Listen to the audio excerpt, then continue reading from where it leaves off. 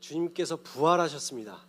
예수님께서 만약에 십자가에 달려 죽으신 사건으로 끝나버렸다면 어떤 개혁가나 아니면 혁명가가 아니면 혹은 성인이 그냥 열심히 좋은 일을 하려다가 죽은 것으로 끝나버렸을 것입니다. 그런데 예수님께서 부활하셨다는 것은 이 사탄의 사막의 권세를 이기셨다는 것이고, 또한 우리들에게 영원한 생명을 주실 수 있는 능력이 있으시다는 것입니다.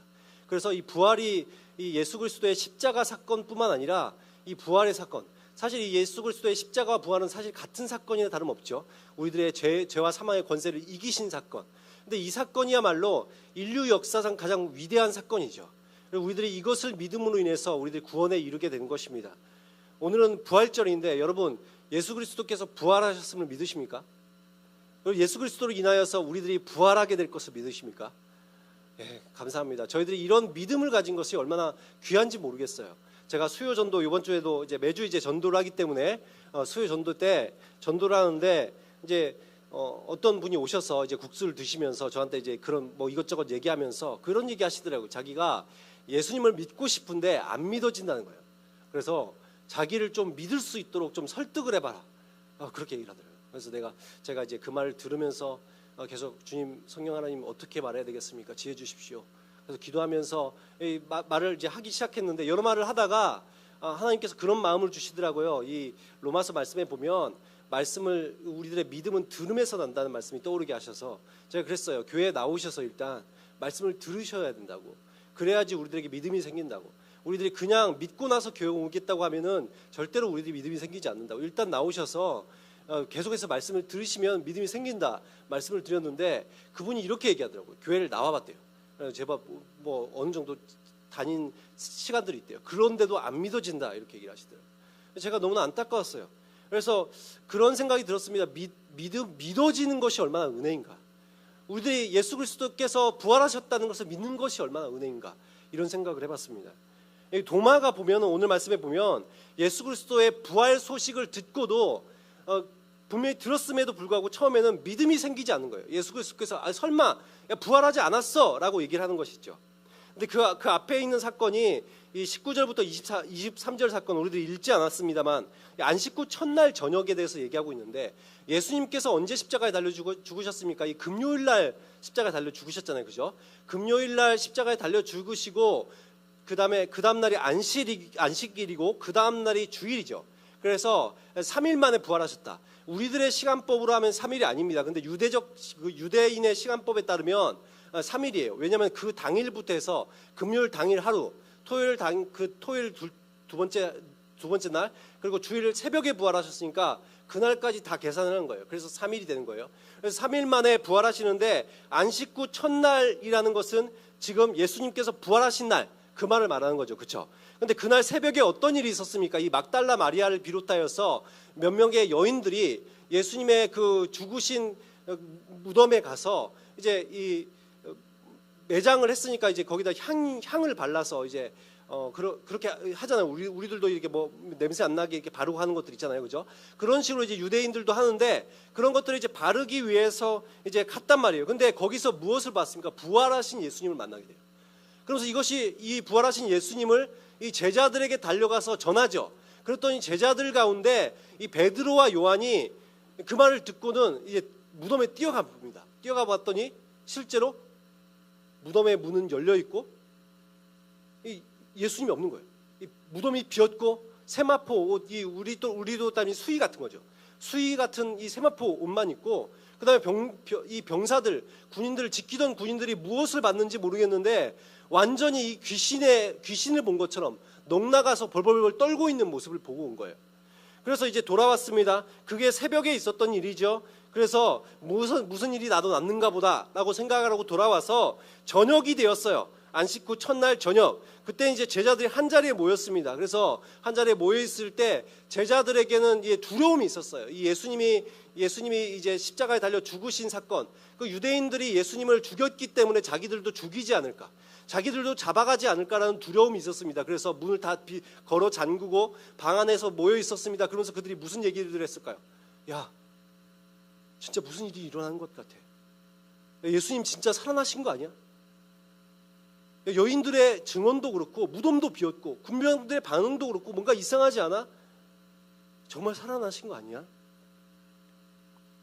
혹은 어떤 사람들은 이런 얘기했을지 모르겠어요. 병사들이 소문을 내기 시작했거든요. 예수님의 시체를 누군가 훔쳐갔다고, 제자들이.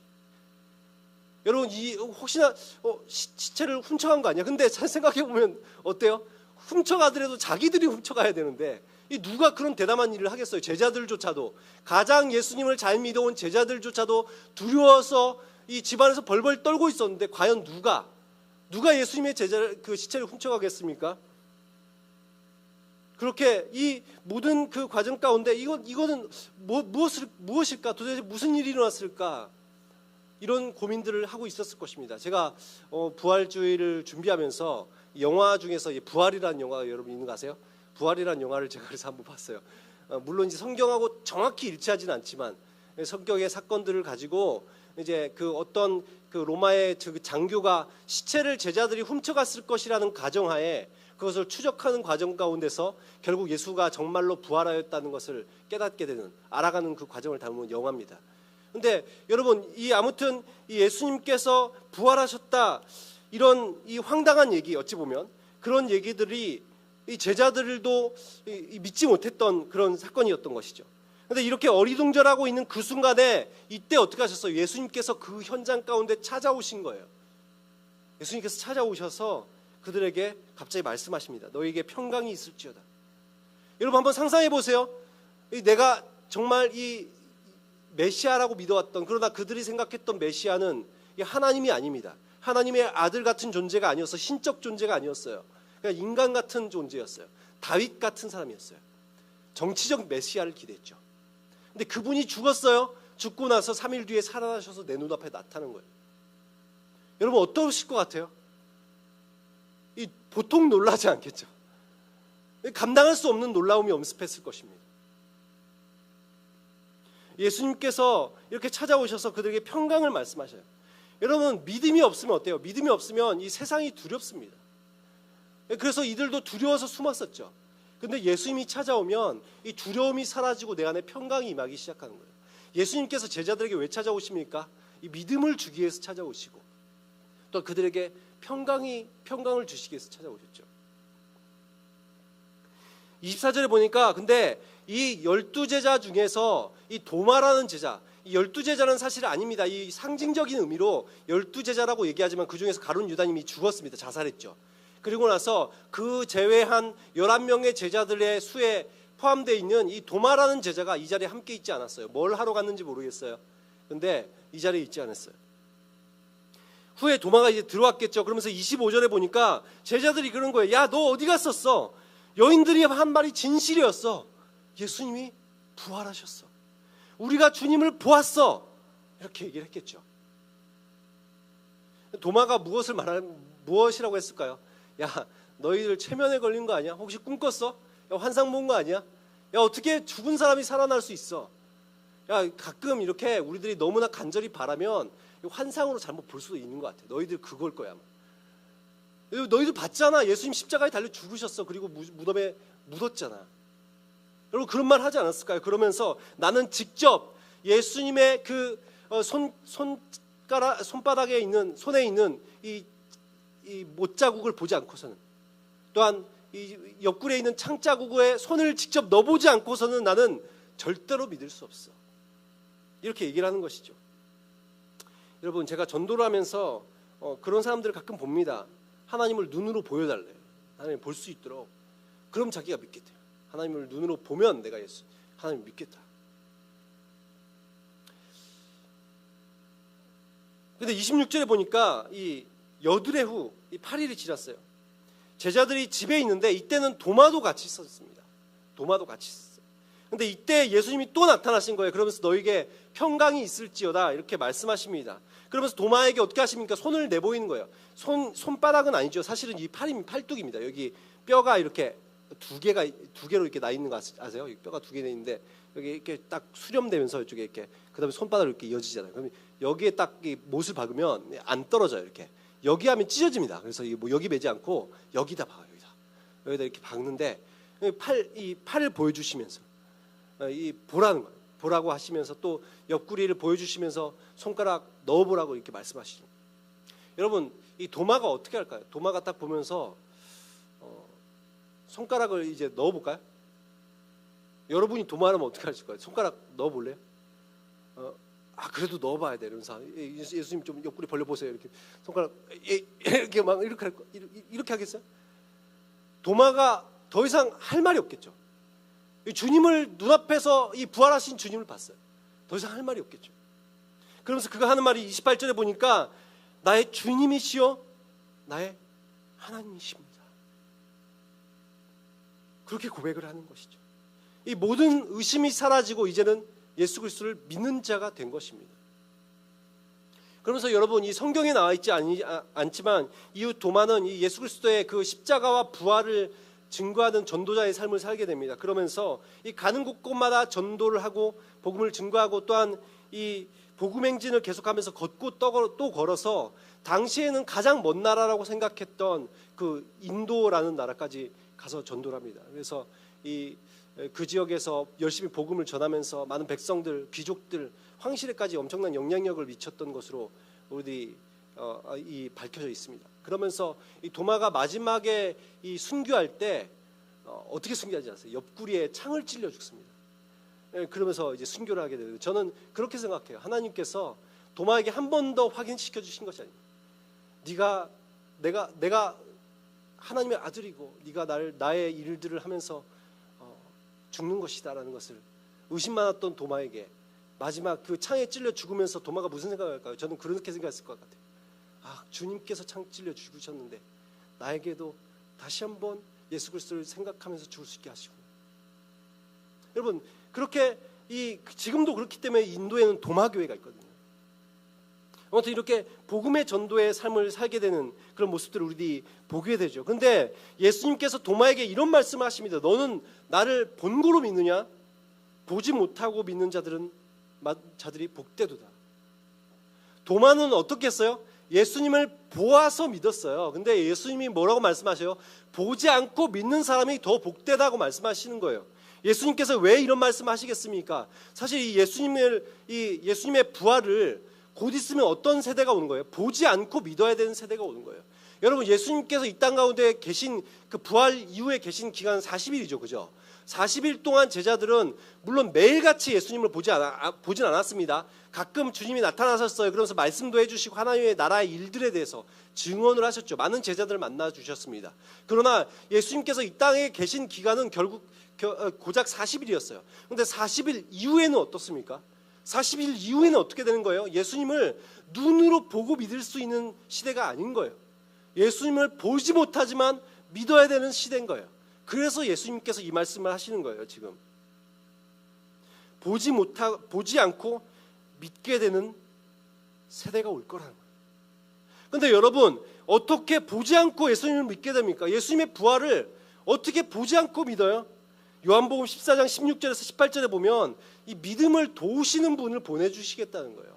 그분께서 이 또 다른 보혜사 성령님입니다. 예수님께서 하셨던 일, 예수님께서 이 땅 가운데서 하셨던 일을 성령께서 내 안에 들어오셔서 마치 예수님을 보는 것과 같은 똑같은 일을 내 안에서 이루어 주시겠다는 거예요. 그게 성령님이 하시는 일이죠. 여러분, 믿음은 우리들이 눈으로 보아야지만 믿게 되는 것이 아니에요. 마태복음 28장에 한번 보십시오. 이 군병들이 예수님의 부활을 최초에 목격했던 사람들이 누구예요? 여인들이 아니고 군병들이죠, 그렇죠? 군병들이 먼저 봤어요. 갑자기 군병들이 지키고 있는데, 보통 군병들은 한 10명 정도가 지킵니다. 이게 한 개, 요즘으로 따지면 한 개 분대, 뭐죠? 갑자기 기억이 안 나는. 한 개 이 소대 안에 분대라고 하나? 갑자기 그 분대가 있죠. 그 분대에 10명 단위로 이제 거기서 또 이제 지키는 사람들이 10명 단위로 많이 지켜요. 근데 그 숫자가 이제 지키고 있는 거예요. 근데 그 사람들이 뭘 본 거예요? 갑자기 문이 열리면서 이 천사들이 나타나고 문이 열리면서 예수님께서 걸어 나오시는 장면을 목격한 거예요. 그래서 완전히 얼어붙은 거죠. 그리고 그 중에 일부의 사람들은 나중에 정신을 차리고 이 대제사장에 가서 알립니다. 그리고 그들이 거짓말을 하라고 얘기하죠. 여러분, 분명히 그 군병들은 어땠어요? 예수님을 봤어요. 부활하신 예수님을 봤습니다. 그런데 그들은 믿지 않아요. 그들은 예수님을 따르지 않습니다. 눈앞에 우리들이 본다고 해서 다 믿는 것이 아니에요. 그리고 심지어 예수님의 제자 중에서 마태복음 28장 17절에 이렇게 얘기하고 있어요. 예수님께서 이제 이 땅에 40일간 계시다가 승천하실 때입니다. 승천하시고 있는 그 가운데 예수님의 제자들이 하나님께 경배를 드립니다. 예배를 해요. 그러면서 거기서 이렇게 얘기하고 있습니다. 마태복음 28장 17절. 예수를 배웠고 경배하나 아직도 의심하는 사람들이 있더라. 아직도 의심하는 사람들이 있더라. 여러분, 제자들이 어떻게 하고 있어요? 예수님께서 승천하고 계시다고 눈앞에 지금 보고 있어요. 40일 동안 예수님을 받고 승천하시는 예수님을 보고 있어요. 근데 그들이 뭐라고요? 아직도 의심한다고. 아직도 의심하는 사람이 있다고요. 여러분, 보여주면 믿겠다? 아니요. 봐도 안 믿는 사람이 있다니까요. 보여줘도 안 믿는 사람이 있는 거예요.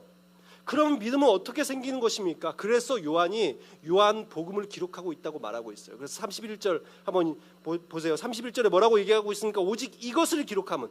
요한이 지금 이 복음서를 왜 기록하고 있습니까? 내가 이것을 기록하는 이유는 너희로 예수께서 하나님의 아들 되신다는 것. 예수님은 하나님의 아들이시다. 하나님이시고 또한 하나님의 이 삼위일체 한 위격 되시는 하나님의 아들이시다. 그리고 그분이 인류를 구원하기 위해 오신 메시아시다. 이것을 우리들에게 뭐 하게 하시겠다? 믿게 하기 위해서 지금 성경을 기록하고 있다는 거예요. 그리고 그것으로 인해서 우리들에게 새 생명 주시는 분, 우리들에게 영원한 생명을 얻게 하시는 분이 하나님이시다. 예수님이시다.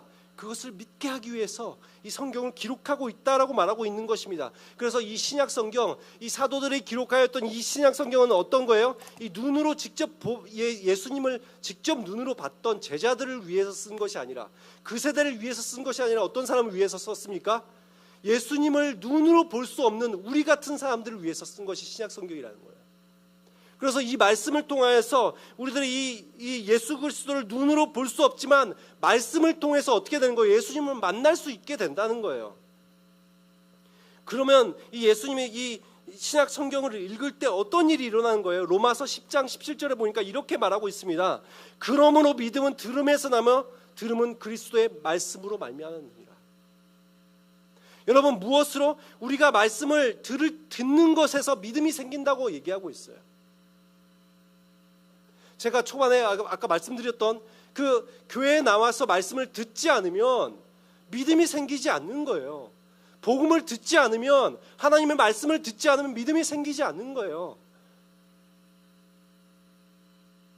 말씀을 들을 때 성령께서 내 안에서 역사하십니다. 내 안에서 놀라운 역사가 일어나게 하시고 우리를 믿게 만들어 주시는 거예요. 그렇게 성령께서 내 안에서 역사하셔서 우리들이 믿음이 생겼고 지금 이 자리에서 우리들이 예수 그리스도의 부활을 참이라고 우리들이 고백할 수 있게 된 것은 아니겠습니까? 믿음은 눈으로 보아서 생기는 것이 아니라 기록된 성경의 말씀을 들을 때 생기는 거예요. 말씀을 통해서 예수 그리스도를 만나지 못하면 설령 죽은 자들이 살아 돌아와도 우리들은 예수님을 만나지 못합니다. 예수님 믿지 못해요. 예수님께서 그래서 누가복음 16장에서 그런 얘기를 하셨죠. 이 거지 나사로 얘기를 하시면서 예를 들어서 설명하시죠. 아무리 이 살아 돌아온 이 죽었던 사람이 살아 돌아와도 믿지 못한다. 성경을 통해서 믿지 못하면 살아 돌아도 믿지 못한다. 실제로 어땠습니까? 그 전에 있었던 사건들도 그랬잖아요. 거지 나사로 말고 이 나사로라는 이 사람이 있잖아요. 그죠? 그 요한복음 11장에 나온 나사로도 예수님께서 어떻게 하셨어요? 나사로야 나오너라. 그래서 살아나왔죠. 죽은 자가. 근데 어떻게 했습니까? 사람들이 예수님 정말 대단하시다면서 예수님 믿었습니까? 그 중에서 많은 사람들이 어떻게 하죠? 오히려 그 사건으로 인해서 예수를 죽일 논의를 할 뿐만 아니라 누구까지 죽이려고 해요? 나사로 저 자식까지 죽여야 되겠다. 여러분, 본다고 믿는 것이 아니에요.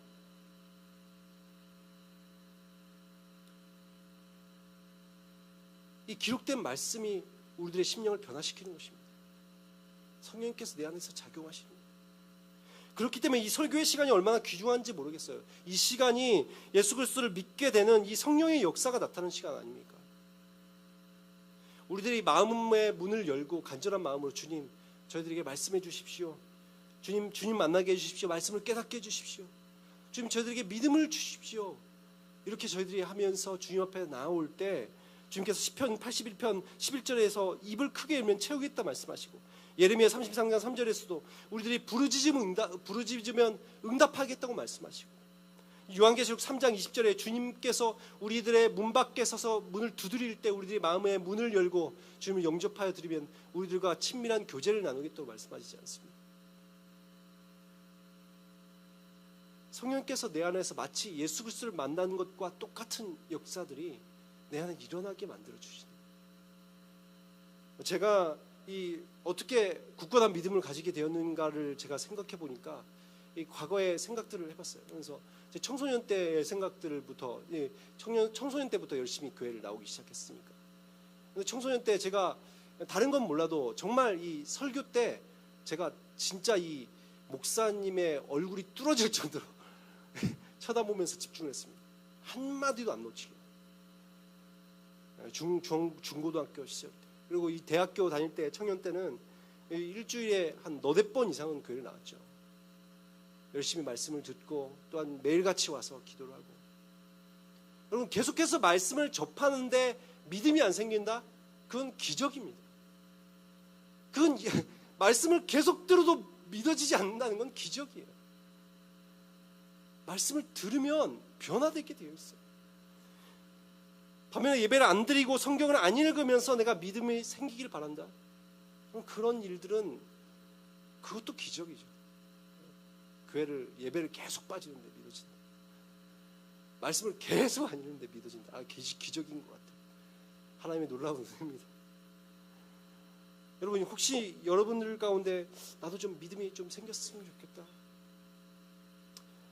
제가 가끔 보면 기독교인들 중에서도 이 부활에 대한 확신이 없는 사람, 예수 그리스도의 부활을 못 믿겠고, 또 내가 부활한다는 것을 못 믿겠고, 그런 사람도 있더라고요.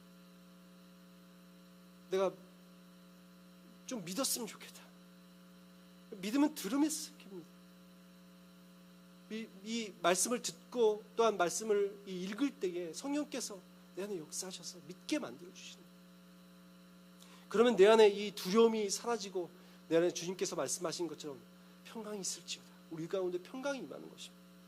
그래서 이 예수 그리스도의 부활을 기념하는 이 부활 주일이지 않습니까? 오늘 예수 그리스도의 이 부활이 진리이심을 믿고, 또한 우리들도 장차 부활하게 될 것이라는 것을 믿음으로 받아들였으면 좋겠어요. 이 성경뿐만 아니라 이 많은 고대 문서들을 보고 또 많은 증인들을 봤을 때 이 부활이 참이라는 것을 누구나 알 수 있습니다. 그래서 고고학자, 역사학자들은 그 대충 공부한 사람들 말고 깊이 공부하는 역사학자와 이 깊이 공부하는 고고학자들을 치고 예수님의 부활을 부인하는 사람들이 없습니다. 자기가 예수님을 신으로 믿진 않더라도 예수님의 부활은 참이라고 얘기해요. 물론 우리는 거기까지만이 아니죠. 예수님의 부활이 참이기 때문에 그분께서 말씀하셨던 모든 것이 진심을 믿고, 이분이 하나님의 아들이셨구나, 우리들에게 영원한 부활을 주시기 위해서 이 땅 가운데 오셨구나, 그래서 믿음으로 받아들이시고, 그래서 이 부활신앙, 재림신앙으로 이 세상을 두려워하는 것이 아니라 주님께서 주시는 참된 평안으로 우리들이 살아갈 수 있는 그런 저와 여러분이 되시기를 예수 그리스도의 이름으로 축원합니다. 이 시간 찬양 드리시고 기도하는 시간 갖도록 하겠습니다.